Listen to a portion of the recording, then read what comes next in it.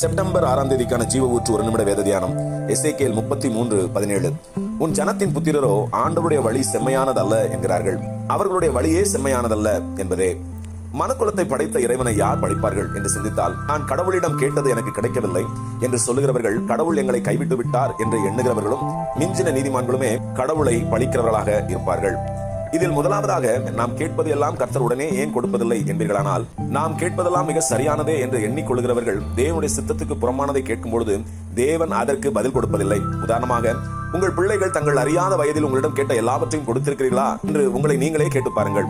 இன்னும் சிலர் அவருடைய நீதிக்குட்பட்டு கேட்டிருந்தும் தேவனுடைய வேலைக்காக காத்திராமல் அவரை மறுதலித்து தேவனை பழிப்பதுண்டு. இரண்டாவதாக, கர்த்தர் ஏன் என்னை கைவிட்டார் என்பவர்கள் அவருடைய கரத்தை உண்மையாய் பற்றி பிடித்திருக்கிற ஒருவரையும் அவர் கைவிட்டதே இல்லை. தங்களுடைய அநீதியான செய்கையை நியாயப்படுத்தி கர்த்தர் ஏன் அதில் எனக்கு உதவவில்லை என்று சொல்வது கொஞ்சமும் நியாயமில்லையே.